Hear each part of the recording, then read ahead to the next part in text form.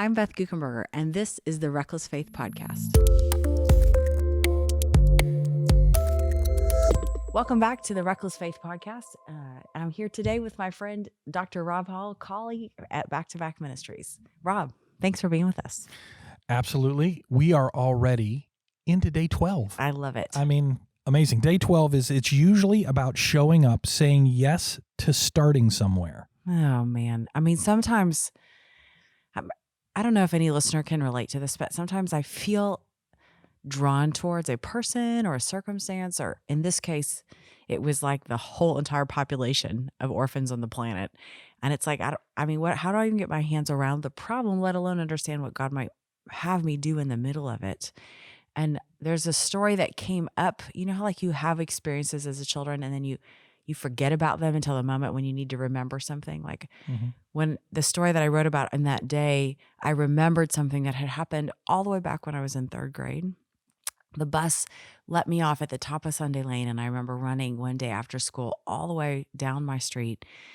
Couldn't wait to get home to tell my mom that some girl had bullied me on the bus. And she just was, probably in bullying terms, it was pretty innocent, but she was just being unkind to me. And it was a shock to my system. I didn't know what to do with it. And I wanted to process it with her.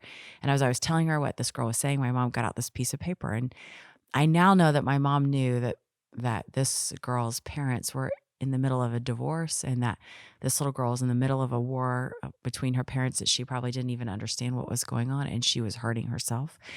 And so she said, she said, you know what's going on in her family right now. And I did know that her parents were divorcing. She talked about it a little bit sometimes. And she said, I want you to picture this piece of paper like a heart, and her heart has been ripped in half by this thing that's going on in her family. And then she went on to rip the paper more as she talked about some of the fallout that might be happening in her life as her siblings are getting torn between two parents. And so then she held up this little piece of paper and she said, so on the bus today, you are riding with a girl that's only operating out of a fraction of her heart. And instead of being offended about what she said to you, what if you tried to pick up some of the pieces that have fallen and invest them back into her?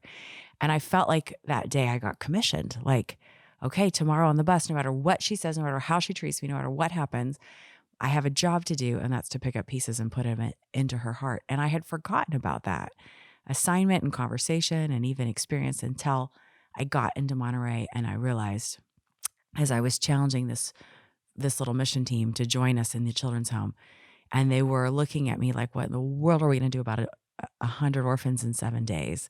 And I realized, oh gosh, all you have to do is pick up these pieces, and God is going to end up weaving your pieces into a bigger story. You know what I love about that story is, and it's not hard to figure out how you became missional just as part of your life. You tell stories about your dad and sewing into you. I think my nature as a parent would have been to rip paper and talk about your heart, which would have been totally fine as a parent, right? Hey, your heart is being ripped and it's okay because it can be put back together.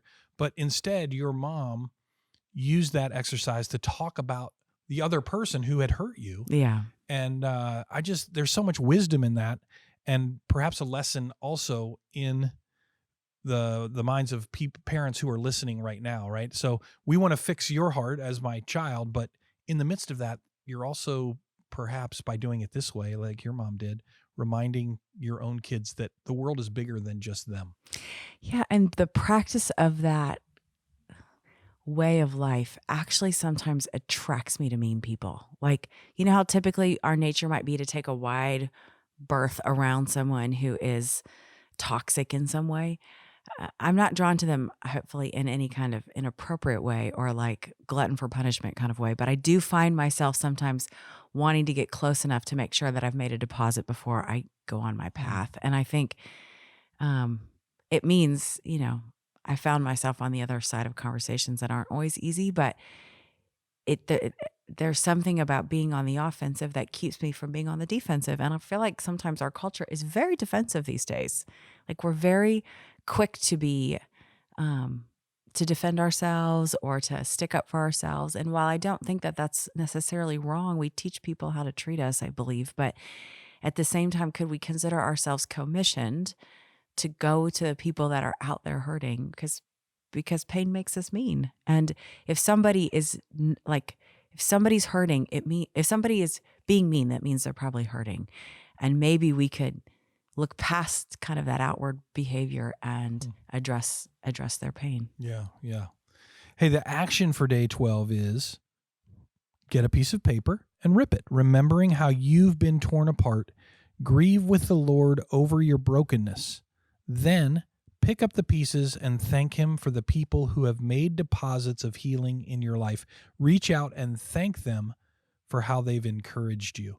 I'm curious about what you did and how this worked for you. Yeah, you know what I realized is that it created some conversations between the Lord and I about unusual casts of characters that He's put in my life. We think of usually people that encourage us to be kind of maybe, our closest friends or like whoever we most identify or spend time with. But when I was doing that exercise, I was remembering kind of, there's a verse in Proverbs that talks about the right word at the right time, and when it lands in the right place, what God will do with it. And how it's apples of gold and settings of silver, it says in the verse. But I feel like as I was remembering, like a teacher who said the right thing at the right time, a coach who said the right thing at the time, a boss, and not always people in authority. Like sometimes it was somebody's husband one time said something, and a neighbor, and like just that the Lord can use all kinds of people. And I maybe gave credit to those people because it was their voice that said those things. But when I did the exercise, I was realizing, oh gosh, Jesus, you are sending me messages and you're using all kinds of vessels to do it.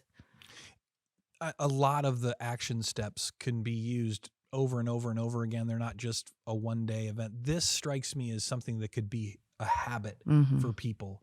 Thanking Jesus for how He's healed you, and then thanking the people who've helped put those pieces of paper back together. I think this is one that you could think of all the time. When I put my kids to bed every single night of their childhood, we would say goodnight and we would answer 2 questions. And one question was, who did you see today being kind? And what's something that you're grateful for? Because kindness and gratefulness were 2 qualities that I really wanted to sow into their spirit. And so every night we would just, and we would identify people who were kind and we would talk about gratefulness. And I think in some ways that's the result of an exercise like today. Yeah. Great stuff today, as usual.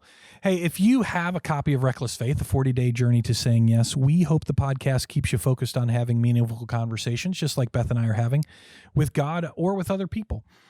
If you're here and you haven't yet gotten a copy, you can find it on Amazon, or the book and other resources can be found at backtoback.org/40 days. That's BACK, the number 2, BACK.org/40 days. Thank you for being on this journey towards a more reckless faith with us. And until next time.